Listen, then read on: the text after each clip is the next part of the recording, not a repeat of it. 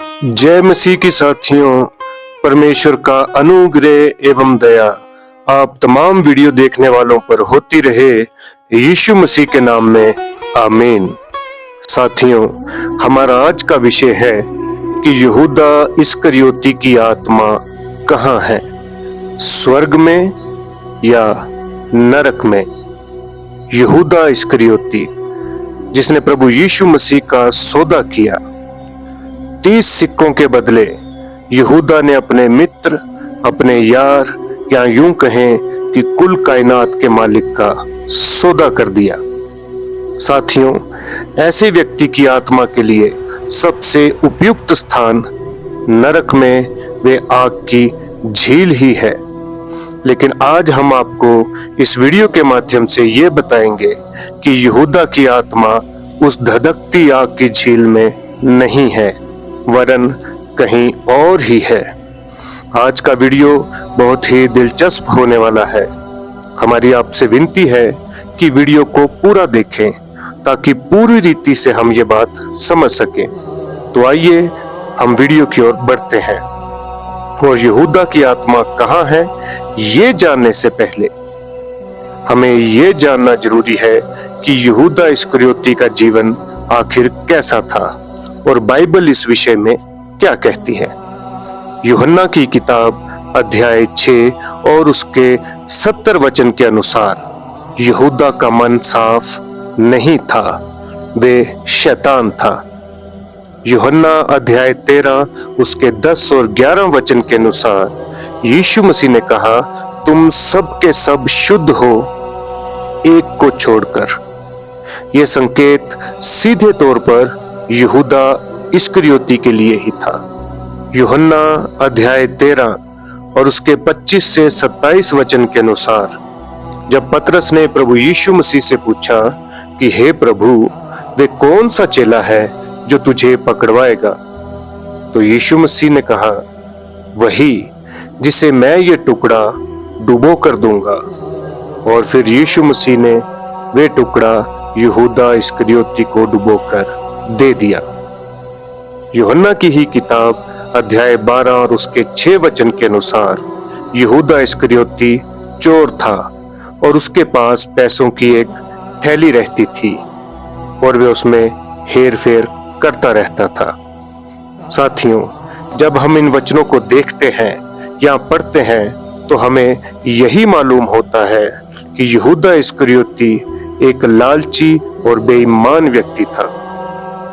यीशु मसीह इसके साथ थे, लेकिन इसका मन धन की तरफ ज्यादा था, ना कि यीशु मसीह की तरफ, क्योंकि इसका कभी मन परिवर्तन हो ही नहीं पाया था और आखिरी सांस तक भी इसका मन नहीं बदला, क्योंकि इसने अपने आप को कभी भी यीशु मसीह के हाथ में सौंपा ही नहीं।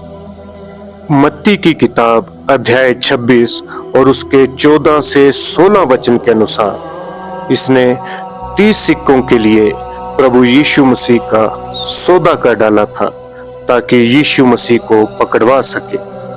साथियों, यहूदा इस्करियोती उन 12 चेलों में से था जिन्हें ये सौभाग्य प्राप्त हुआ कि वे यीशु मसीह के साथ रहे, उनसे बातें की और यीशु मसीह के साथ खाया पिया और ना जाने कितने ही चमत्कार देखे। यहूदा ने लंगड़ों को चलते देखा, गूंगों को बोलते देखा, अंधों को देखते देखा और मुर्दों को जिंदा होते भी देखा और भी बहुत कुछ। लेकिन फिर भी इसका मन नहीं बदला। इसने यीशु मसीह के साथ विश्वासघात किया और यीशु मसीह को पकड़वा दिया। मत्ती की किताब अध्याय 27 उसके 3 से 5 वचन के अनुसार यहूदा इस्करियोती यीशु मसीह को पकड़वाने के बाद पछताया।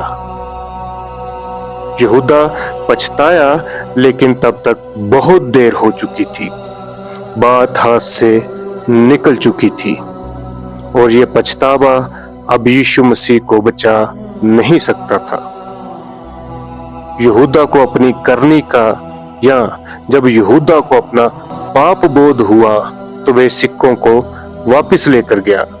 लेकिन महायाजक, पुरनिये और फरीसियों ने वो सिक्के लेने से इनकार कर दिया।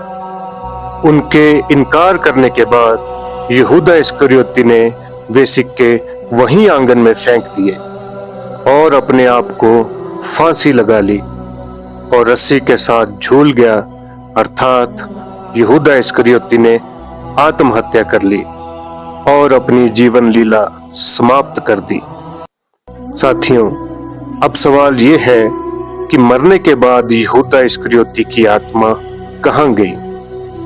साथियों, ऐसे विश्वासघाती के लिए एकमात्र जगह नरक ही थी, वे आग की झील, जहां सिर्फ रोने और दांत पीसने के सिवा कोई कुछ नहीं कर सकता, और यहूदा का वहां जाना तय ही था। लेकिन मेरे साथियों, मैं आपको ये बताना चाहता हूं कि यहूदा इस्करियोती की आत्मा नरक में उस आग की झील में नहीं है। जी हाँ, आप बिल्कुल सही सुन रहे हैं, यहूदा की आत्मा नरक की उस धधकती हुई आग की झील में नहीं है। हम ऐसा क्यों कह रहे हैं? तो आइए हम डॉक्टर डीजीएस दिनकरन का वे दर्शन आपको बताते हैं, जहां पर डॉक्टर डीजीएस दिनकरन जी ये दावा करते हैं कि यहूदा नरक की आग में नहीं है, वरन कहीं और है। साथियों, डॉक्टर डीजीएस दिनकरन द्वारा लिखी किताब स्वर्ग की अंतर्दृष्टि में से ये दर्शन लिया गया है, जहां वे लिखते हैं कि ना तो यहूदा जलता है और ना ही उसे वे कीड़ा काटता है। निश्चित तौर पर यहूदा नरक में ही है, लेकिन एक दूर सुनसान जगह में यीशु मसीह ने उसे रखा है ताकि शैतान उसे चिढ़ा ना सके और शैतान उसे सता ना सके। क्योंकि जब यहूदा ने प्रभु यीशु मसीह का सौदा किया और उसके बाद आत्महत्या की, तो नरक में मानो जश्न का माहौल था। शैतान इस बात पर इतरा रहा था कि वे यीशु मसीह के प्रिय चेले को नरक तक पहुंचाने में सफल हो गया। शैतान बहुत ही उल्लासित हो रहा था। वे बड़ा खुश था कि एक बहुमूल्य और अनमोल शिकार हाथ आया है। लेकिन यीशु मसीह ने शैतान को साफ साफ और कठोर निर्देश दे दिए थे कि हे शैतान, यहूदा बेशक मेरा पतित शिष्य है, लेकिन उसे तेरे द्वारा धोखा दिलवाया गया है कि वे मुझे पकड़वा दे। इसलिए ऐ शैतान, तू भी उसके लहू से पूरी तरह मुक्त नहीं है।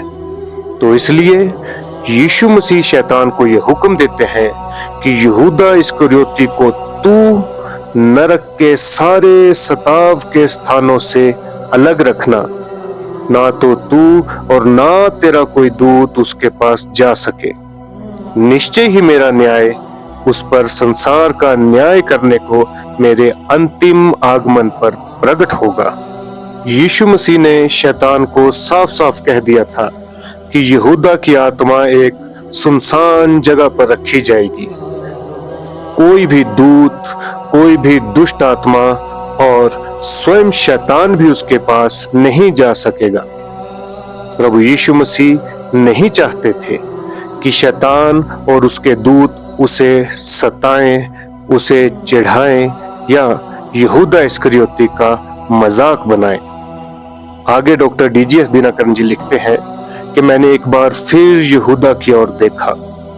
वास्तव में वे नरक के एक दूर के कोने में यहूदा अकेला पाया जाता था। वे बेचैन था।